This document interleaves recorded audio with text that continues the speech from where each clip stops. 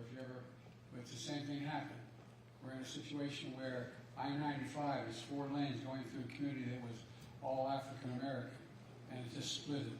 And it's now about 50, 60, maybe 70 yards wide. And I'm president, I can't get that done yet. Why did you guys get it first? I don't know. No, but all kidding aside, the same thing happened here, and many cities across the country. There are also cities all across America where highways used to be, and they, along with redlining, they disconnect the entire communities from opportunities, sometimes in an effort to reinforce segregation. That's what happened here in Milwaukee.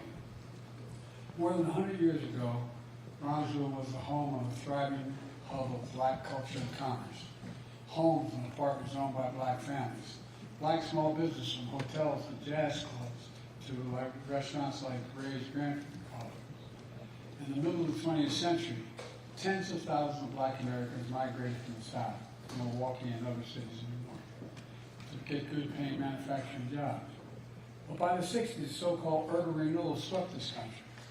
The construction of I-94 and I-43 tore down roughly 17,000 homes and 1,000 businesses, ripping through neighborhoods and nearby roads.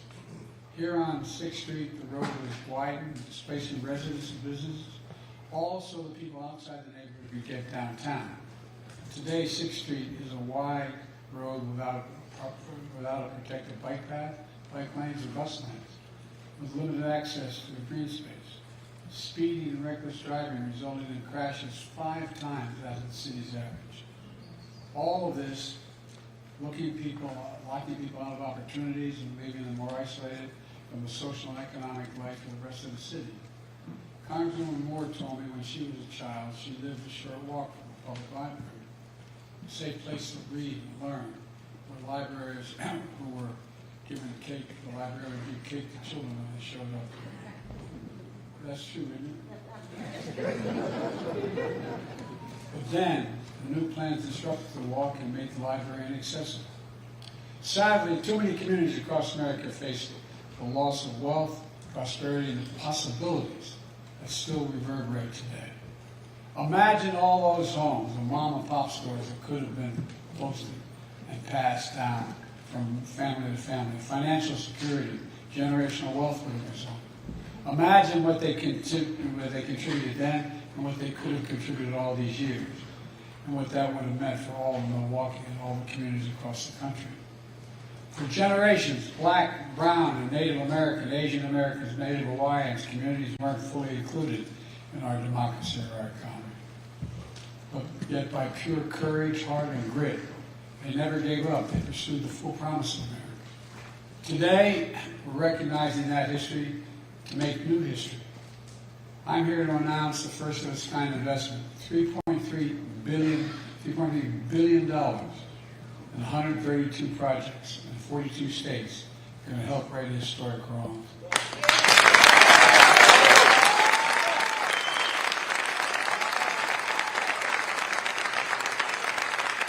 And in the process, delivering environmental justice by reconnecting disadvantaged communities and neighborhoods and new opportunities for a future prosperity and many possibilities. These investments advance my Justice 40 initiative to deliver at least 40% of all the benefits of clean transit, clean energy, and climate investment to disadvantaged communities. That's a commitment I made and we're keeping. Here in Milwaukee, we'll need $36 million in new federal funding to rebuild 6th Street.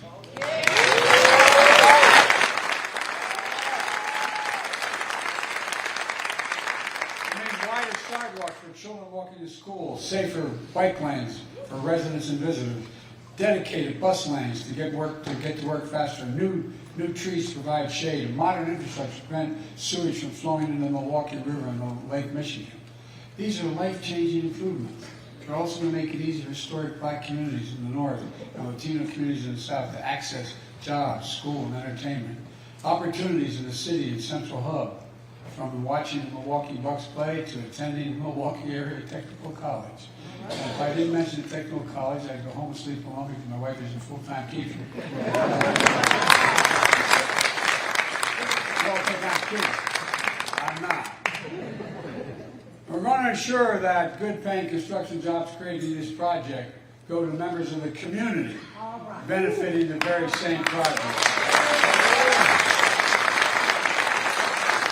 the help of the congressional delegation, especially Senator Tammy Baldwin, who worked so hard for these funds, we're making sure that the construction materials of this project are made in America.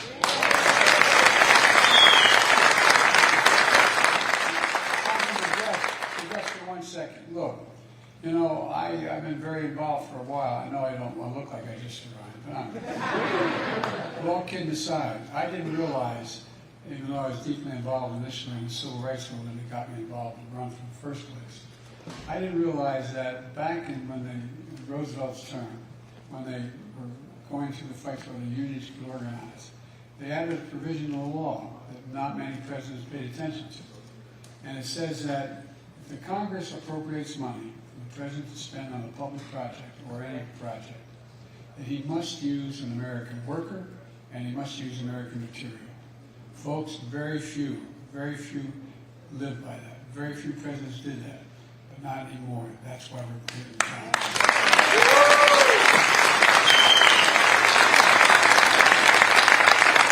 Look, folks, you've lived in and felt the decisions made decades ago. Today, we're making decisions to transform your lives decades to come, and we're doing it all across America. Let's be clear. This groundbreaking investment comes from 2 historic laws I signed with the support of Tammy and Gwen. My bipartisan infrastructure law, most significant law modernizing our roads, bridges, and so much more in generations, most consequential investment.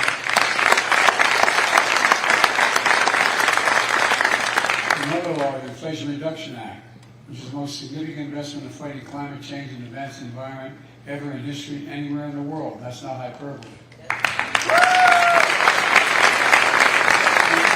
They're already making a difference. Look, let me give you one example. Back in December, I was in Milwaukee and met with a plumber named Rashawn, who owns it. Is he here? All right. Who owns his own small business, Hero Plumbing, that's moving hundreds of pipes, lead pipes, so children and families in this community can turn on the faucet, clean water comes out without the risk of brain damage. Well, it was supposed to take the city 60 years to eliminate all these pipes. To do this work, because of the infrastructure law I signed, we're now getting it done, all of it done. Every lead pipe in this city within 10 years.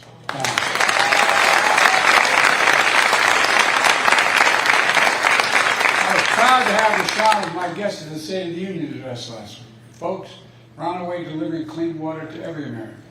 We're on the way to delivering affordable high-speed internet to every American at low cost. The communities too often left behind, we're rebuilding. We're rebuilding the roads. We're filling in the cracks in the sidewalk. We're creating spaces to live and work and play safely and to breathe clean air and to shop at a nearby grocery stocked with fresh and healthy food. We're taking on housing discrimination, increasing access to home ownership, and building more homes and apartments to bring the cost of rent down.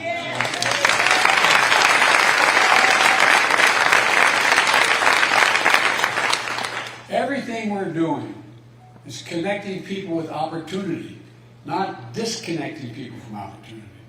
And we're seeing progress. Through my American Rescue Plan, we put $1,400 checks in people's pockets to get them through the pandemic. We invested nearly $80 million in Wisconsin in the state small business credit initiative, helping countless small businesses grow. In Milwaukee, small business applications are up 70% compared to before the pandemic. Small businesses make up half of our economy. We don't talk to big corporations, it's true, they're gigantic. But if you add up all the small businesses, they make up half of all the gross domestic product, providing good paying jobs and opportunities. And everyone who applies for a small business, a new loan, it's an act of hope. And the share of Black and Latino Americans employed in Milwaukee in 2022 is the highest in more than a decade.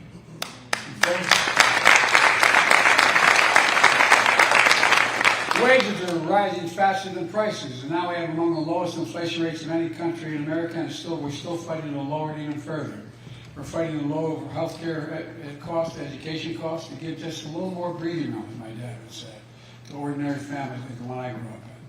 Let's be clear. My predecessor was an ally, and his allies in Congress, including your Senator Ron Johnson, who he voted against the infrastructure law that funds this project. They want to undo everything I just talked about. My predecessor talked about infrastructure week for 4 years. He didn't get a single thing done, not one. Ron Johnson and every Republican in Congress voted against the Inflation Reduction Act, which is helping fund these projects, and wants to repeal it. Look, folks, with your help, we cut Black and Latino child poverty in half because of the child tax credit through my American Rescue.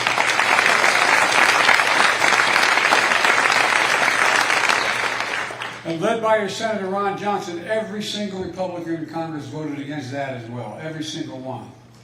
I signed the law to beat Big Pharma by giving Medicare the power to price prescription drugs and lower drug prices for seniors significantly.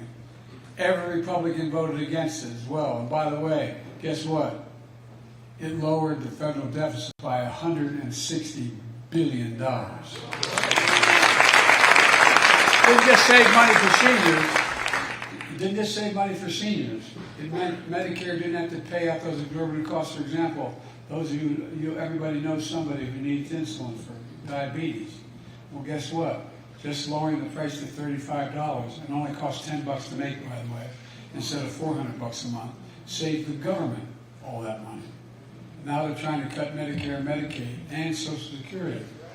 Wisconsin's very own Senator Ron Johnson calls Social Security, I get this one, I'm amazed. He calls Social Security a Ponzi scheme. No, I'm serious, think about it. Did you ever think of hearing anybody say that? A Ponzi scheme? Give me a break. No, just this week Donald Trump said cuts to Social Security and Medicare are on the table. When asked if he changed his position, he said, quote, there's a lot we can do in terms of cutting. Tremendous amount of things we can do, end of quote. I want to assure you, I will never allow it to happen. I won't cut Social Security. I will not cut Medicare. Instead of cutting Social Security and Medicare to give tax breaks to the super wealthy, I'm going to protect and strengthen Social Security and Medicare to make the wealthy begin to pay their fair share.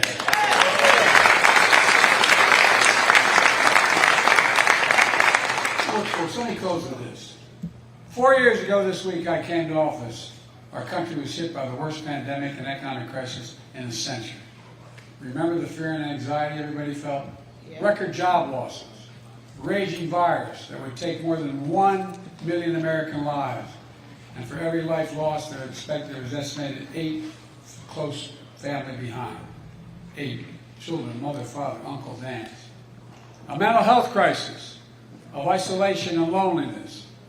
A president, my predecessor, who failed the most basic duty any president owes the American people. The duty to care. Yeah. Just to care. In my view, that's unforgivable. I came up with determined to uphold the duty that gets us through one of the toughest periods in our nation's history. And we have.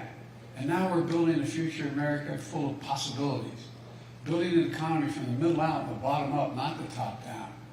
That top down stuff, not a whole lot landed on my dad's kitchen table growing up. Investing in all America and all Americans to make sure everyone has a fair shot. We leave nobody behind. Look, our plan is working. America's coming back. That's America.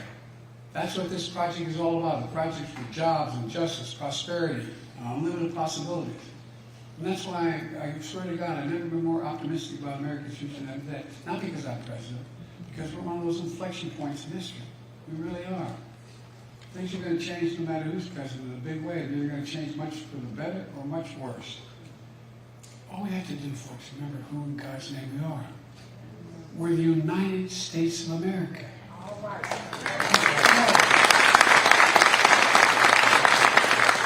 The only major country in the world has come out of every crisis stronger than we went in. Stronger than we went in. There's nothing beyond our capacity. I mean, sincerely, think about it. There's nothing beyond America's capacity if we do it together. And that's what we're going to do. May God bless you all, and may God protect you. Thank you.